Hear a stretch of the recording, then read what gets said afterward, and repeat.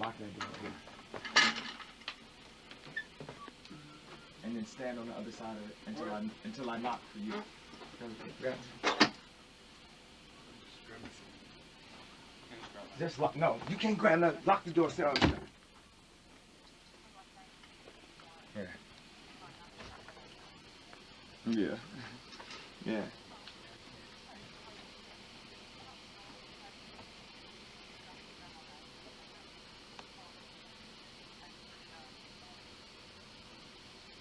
Right.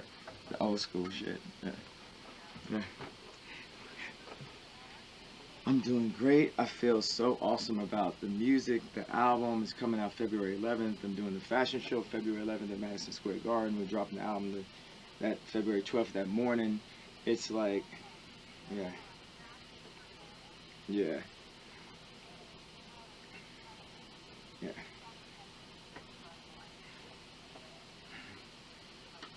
Oh, thank you so much. Thank you. Yeah, it feels like good. It feels like real.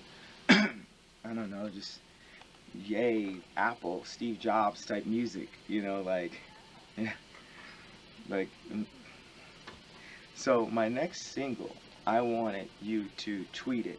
It's a Good Friday. We're dropping as a Good Friday song. So that's why I'm calling you. That I wanted you to put the song out.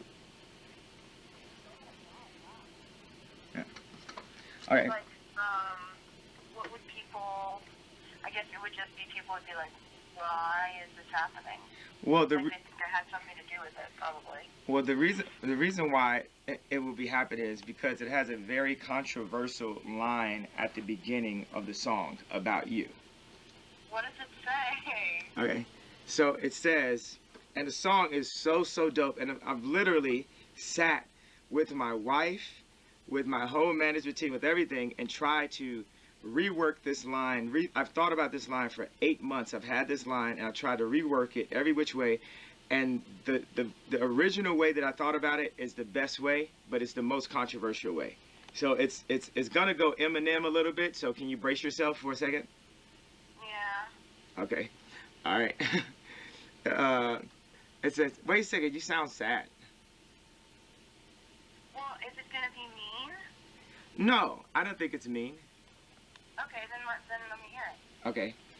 It says, and the funny thing is, when I first played it and my wife heard it, she was like, huh? What? That's too crazy, blah, blah, blah.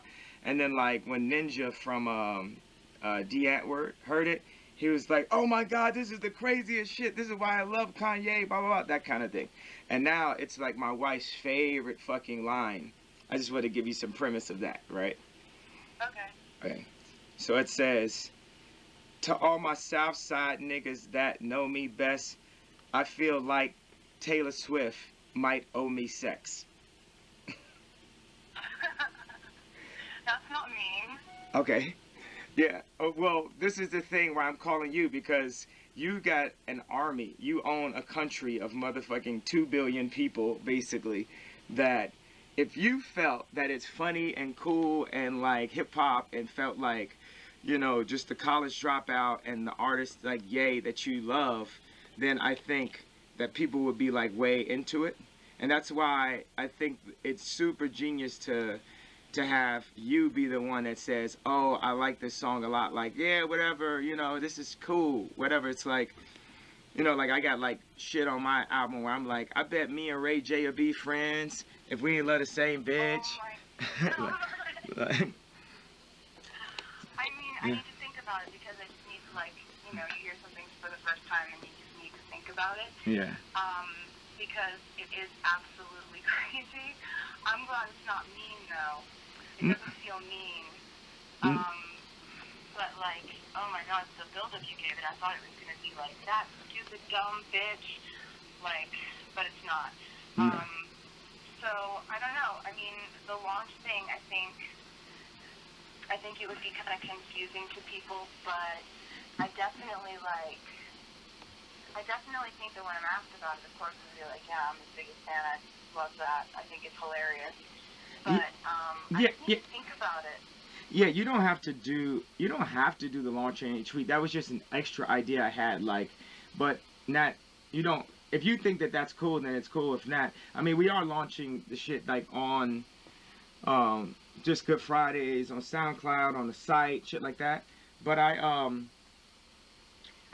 know, the thing about me is like anything that I do becomes like a feminist think piece, and if I launch it, they're gonna be like, wow, like this thing, like they'll just turn it into something that I think if I launch it, it's honestly like I think it'll be less cool, because I think if I launch it, it adds this level of criticism, because having that many followers and having that many eyeballs on me right now, like people are just looking for me to do something dumb or stupid or lame, and it's like almost, I don't know, like I kind of feel like people would try to make it negative if it came from me. Do you know what I mean? yeah. I try to be super self-aware about where I am, and I feel like right now I'm like this close to overexposure. Oh well, this one is I think this is a really cool thing to have. I know. Definitely. I mean, it's like a compliment, kind of. Yeah. I had this line where I said, and my wife really didn't like this one because we tried to make it nicer. So what I said is, for all my Southside niggas that know me best, I feel like me and Taylor might still have sex. And my wife was really not with that one. She was way more into the she owes you sex. But then the O part was like the feminist group type shit that I was like, ah. That's the part yeah. that's gonna kind of, I mean, they're both really edgy, but this, like, that's the only thing about that line is that it's like, it's just the feminists are gonna come out. But I mean, you don't give a fuck, so. Yeah, like, basically. Well, what I give a fuck about is just you as a person and as a friend. I want things that make you feel good. I don't want to do rap that makes people feel bad. Like, of course, like, I'm mad at Nike and bad. And so people think, like, oh, he's a bully. He ran on stage with Taylor. He's bullying Nike now, this $50 billion company. I'm Why this. Why are people saying you're bullying Nike?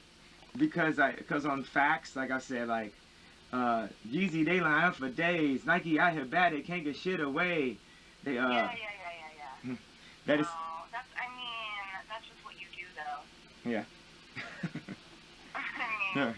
I wouldn't say that it's, like, possible to bully a company like Nike. But, yeah. I mean, yeah, I mean, go with whatever line you think is better. It's obviously very tongue-in-cheek either way.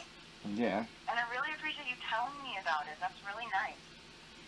Oh, yeah. I felt I just had a responsibility to you as a friend, you know. And, I mean, thanks for being, like, so cool about it.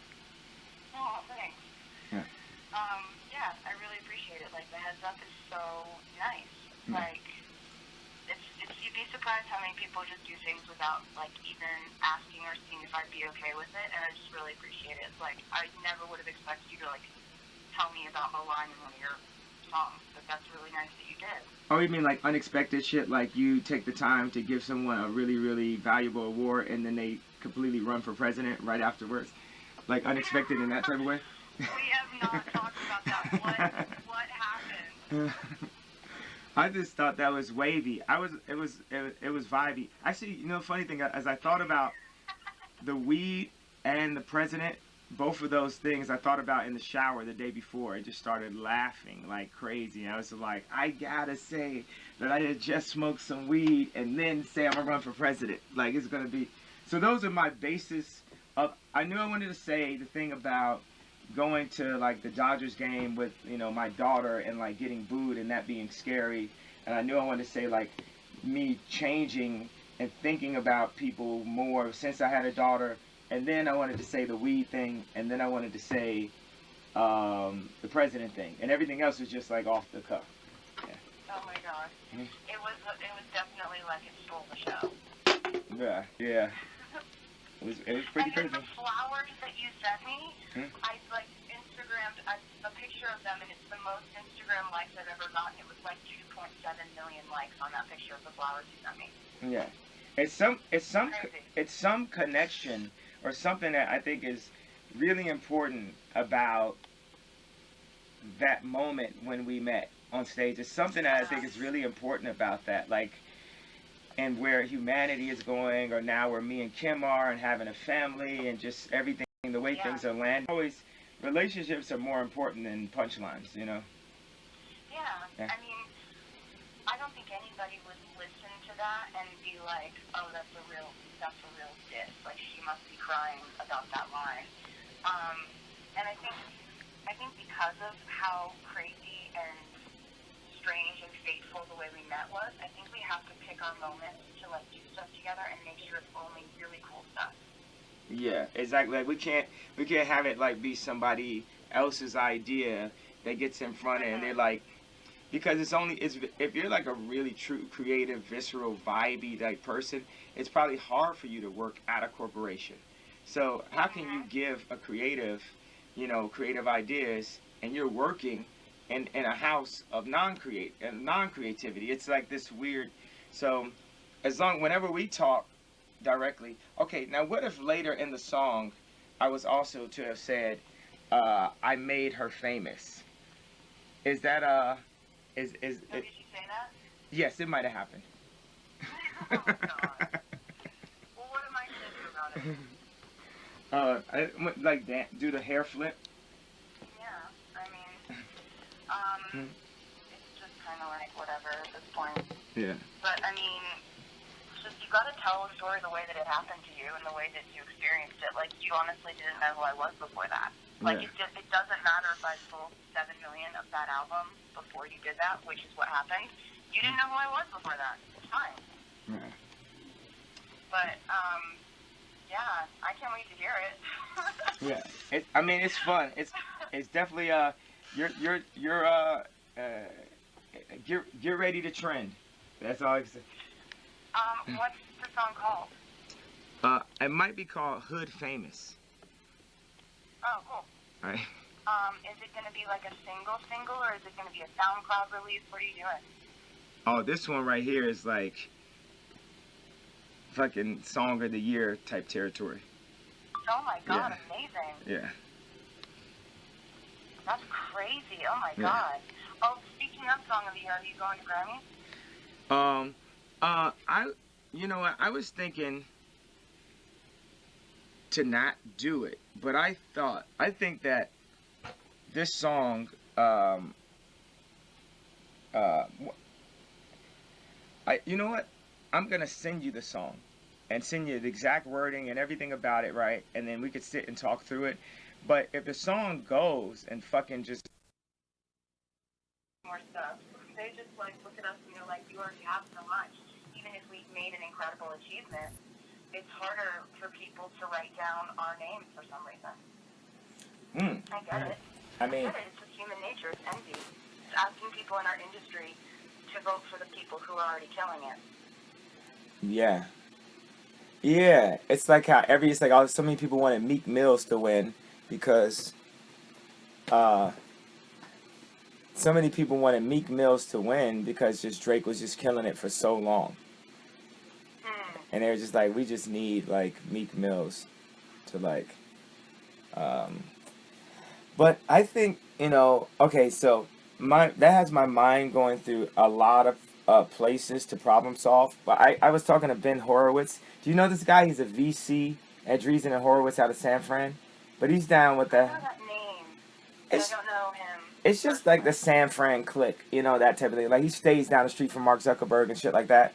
So I was talking to him and I was like, bro, like me, I'm in personal debt. I'm in debt by a good like 20-30 million ever since the fashion and still have not made it out of it. So that's part of the reason why I had to go to Rock Nation and the touring deals, blah, and it allowed the whole town to try to feel like they could control Kanye or either talk to me like I'm regular or have agents do it, but they saw they couldn't. It's like even in debt, he moves around like he's like a billionaire. I'm like, yeah, I'm a cultural trillionaire. I might have financial debt. So I told Ben Horowitz, I was like, you guys Mark Zuckerberg, or whoever, Tim Cook, you guys have to clean that up. So I'm sending Ben Horowitz my current balance. That means like I'm not up 50, not up 100 million, not up 200 million, not up 300 million. No, negative 20 million. Currently, Kanye West, the guy who created the genre of music that is The Weeknd, that is Drake, the guy who created Yeah. every single person that makes music right now favorite album is The College Dropout. Every single person that makes music, that is there. But I'm rich enough I have my wife, I went into debt to my wife by $6 million working on the fucking house less than like a few months ago, and I was able to pay her back before Christmas and shit like that. So, when I talk about Nike, the idea that they wouldn't give me a percentage, that I could make something that was so tangible when Drake was just rapping me into the motherfucking trash can, that I could have something that was tangible that showed my creativity and express myself, that also could be a business that I could have a 5 times multiple on and actually be able to sell it for like $100 million, $200 billion. That was very serious. Every conversation, every time I scream at Charlemagne or scream at Sway, that was really, really, really serious. And it also was with my family. I felt like, look, if I'm just an angry black guy with some cool red shoes from Nike 5 years ago, I was going to be visiting my daughter as opposed to be living with her. It would have been like enough is enough. It wouldn't have been cool anymore, because it would have been a group of people, including my wife, that all had at least like 500, 400 million in their account.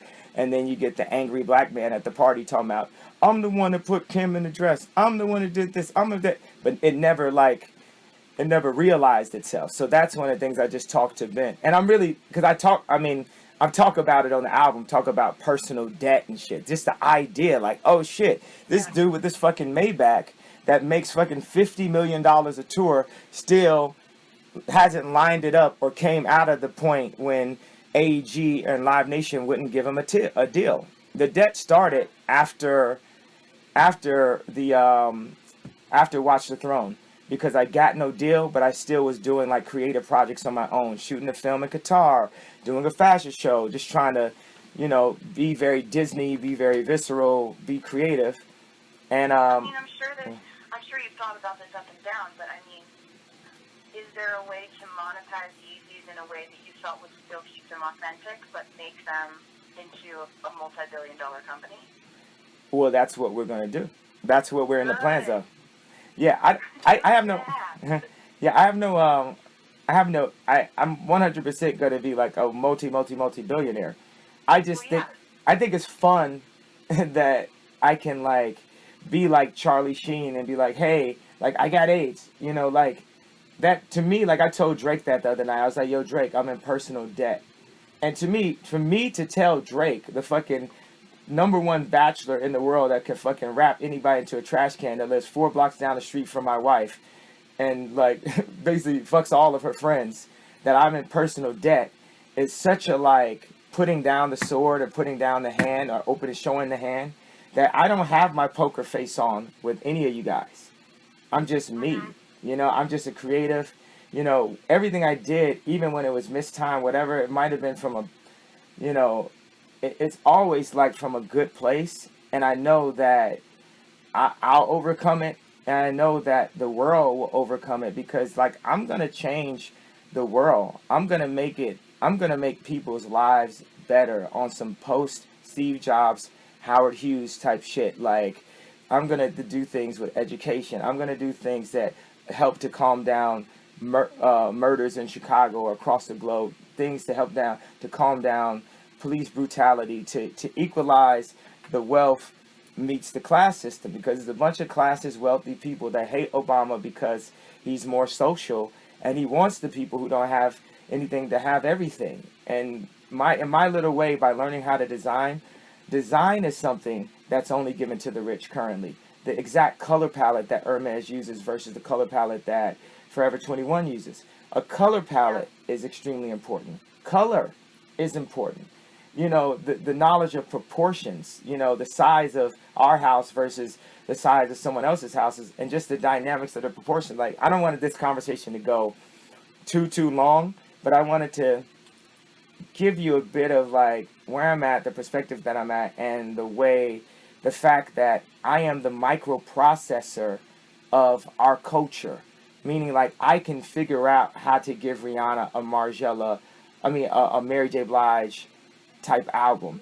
I can figure out how to get the fashion world to accept my wife and thus the whole family. I can figure out a lot of I can figure out how to make something that you're wearing to the airport 5 years after the entire globe was like, hang that nigga alive and fucking, and let's watch him die slowly, publicly.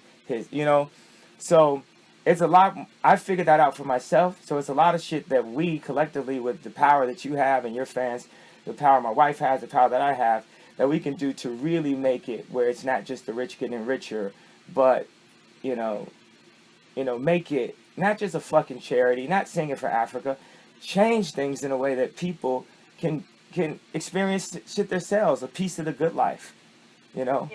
Hmm? Yeah. I mean, they're amazing ideas and amazing concepts, and I definitely would love to talk to you more about it. I know you have to do something right now, but I love that that's where your head is, and it's been like that. I mean, when we went to dinner, I mean, it was the rumblings of those ideas. Like, I like that you're always thinking outward, and over the last 6, 7, 8 years, however long it's been since that happened, like, I haven't always liked you, but I've always respected you. And I think that's what you're saying when you say, like, I might be in debt, but I can make these things happen, and I have the ideas to do it, and I create these things and concepts, and, like, I'm always going to respect you. And I'm really glad that you had the respect to call me and tell me that as a friend about the song, and it's just, like, it's a really cool thing to do, like, and a really good show of friendship. So thank you. Oh, thank you too. And, if people ask me about it, I think it would be great for me to be like, look, he called me and told me the line before it came out. Like, joke's on you guys, we're fine. Yeah, okay, I think that's pretty much the swish right there. Yeah. Like, you guys want to call this a feud, you want to call this throwing shade, but, right after the song comes out, I'm going to be on a Grammy red carpet, and they're going to ask me about it, and I'll be like, he called me and sent me the song before it came out. Yeah. So, I think we're good. Okay. I'm gonna go lay this verse, and I'm gonna send it to you right now. Oh, you haven't recorded it yet? I recorded it. I'm nuancing the lines. Like, the last version of it says, "Me and Taylor might still have sex," and then my wife was like, "That doesn't sound as hard." Well, I mean, she's saying that honestly because she's your wife, and so I think whatever one you think is actually better. I mean, and obviously do what's best for your relationship too. I think the owes me sex. It says different things.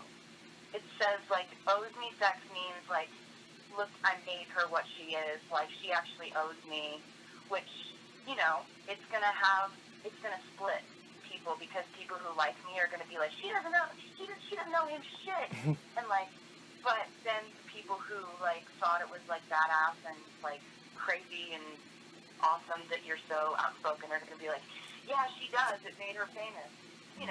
It's more provocative to say might still have sex, because no one would see that coming. They're both crazy. Yeah, do what you want. They're both gonna get every single headline in the world. Owes me sex is a little bit. It's got a little bit more throws shade, and the other one's more flirtatious, and it just depends on what you want to accomplish with it. Yeah, I feel like with my wife, she probably didn't like the might still have sex. It was like, it'd be like, what if she was on a TV show, and said, yeah, I mean, me and Tom Brady might still have sex or something do what's best. You just had a kid. You're in the best place of your life. I wouldn't ever advise you to fuck with that. Yeah. But just pick whichever. It's cause and effect. One is gonna make people feel a certain way, and it's just gonna be a slightly different emotion for the other. But